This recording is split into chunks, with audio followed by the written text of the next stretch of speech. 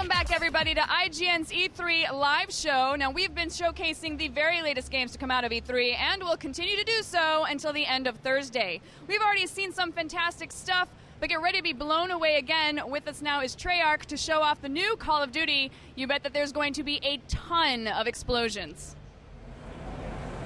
Thanks, Jess, and thanks, Mark, and thanks, Adrian, for coming here to show us the next installment in the biggest franchise in gaming. Thank you for having us. So, set it up for us. What are we going to see? Well, we're going to go take a look at Payback, and this level starts about a third of the way in, and you're with Woods, and you're playing Mason, and you're deep behind enemy lines, and this is what Black Ops is all about. This level takes place in Laos, and you've come across a Soviet encampment, and exactly what that is part of our plot, which we're not revealing right now, but you can better believe as part of Black Ops, you're going to be going all over the world, taking on some really dangerous missions. What's great about this level is with Black Ops, we wanted to introduce a variety of new gameplay, and while keeping the core essence of Call of Duty. And I think Payback does a great job of that, because in this level, you're going to be able to take control of the Soviet Hind, and it's a lot of fun. So Adrian here is going to take you on the level here, and we'll get started.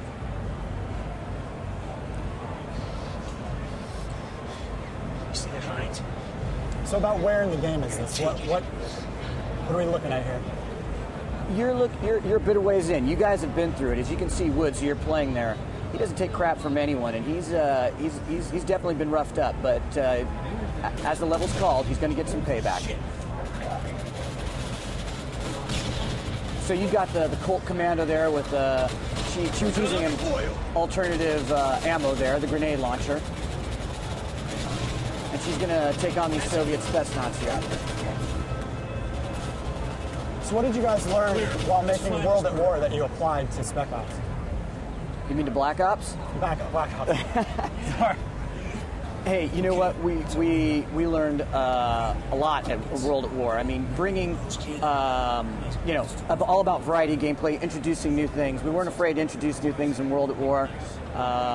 I think we, with our zombie mode in World at War, we really took the gloves off in terms of introducing new things. When we went into this project, one of the things we really wanted to do was bring variety of new gameplay. So when the team said they wanted to have a controllable helicopter and they didn't want it to be a rail, we went after it.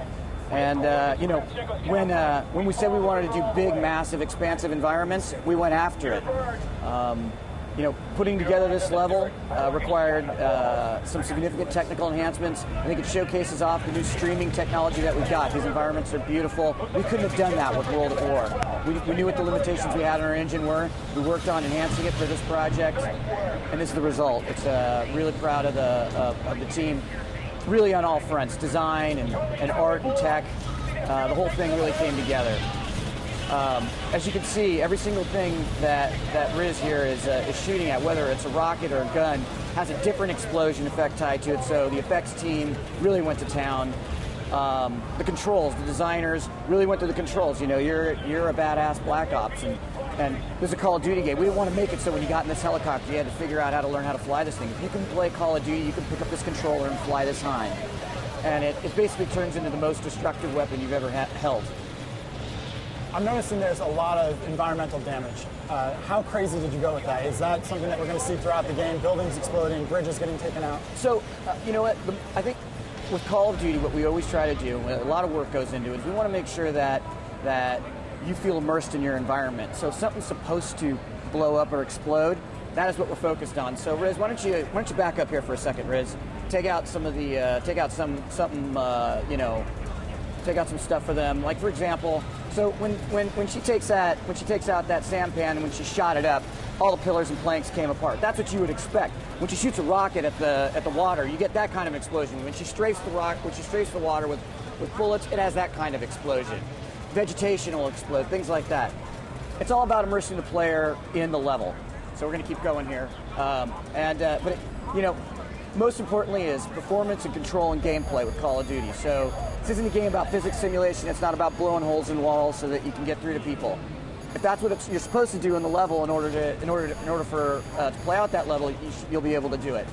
So Riz here is going to take out this rocket placement, and as you'd expect, it tears apart the mountain.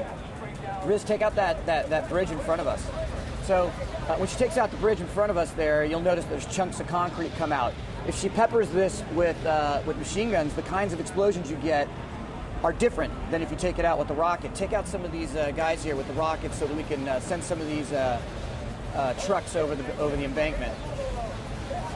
So a lot of physics applied to this, not just to the helicopter movement, but to all the explosions and all the effects.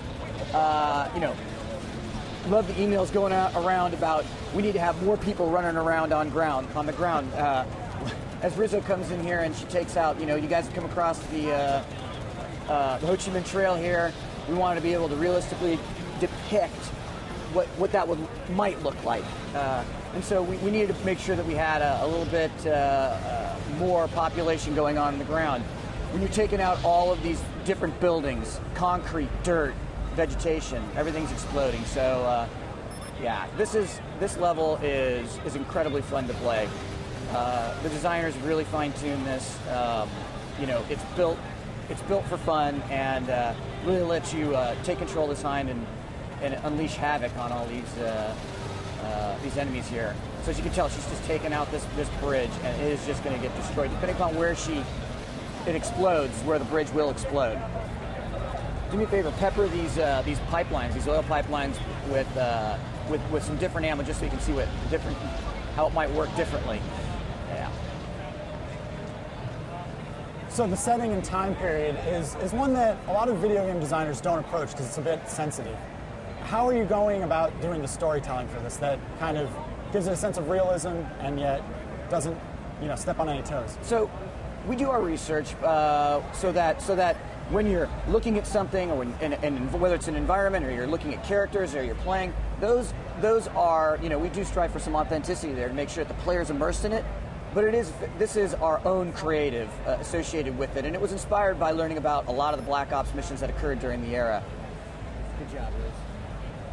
So we definitely, meeting with people, our veterans from the SOG and also the Soviet Spetsnaz, and then doing our own research. We learned about these deniable operations, this unconventional warfare. We learned about the fact that they had complete authority over their missions. Once they got their classified intel, they were dropped deep behind enemy lines.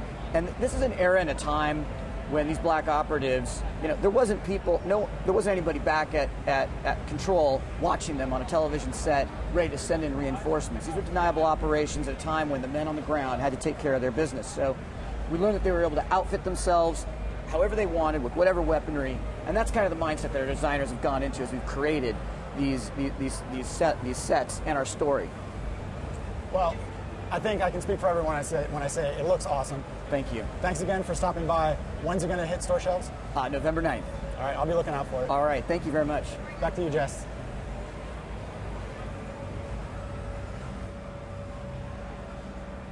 Looking good. Thanks for stopping by, everybody. So what did you guys think at home? Better than Modern Warfare 2? Send us your thoughts by following our Twitter at IGN, #IGN Live. We're going to take a little break right now, but the show will go on at 2 p.m. amid a hail of bullets. Bulletstorm will be in the house along with another giveaway. See you soon.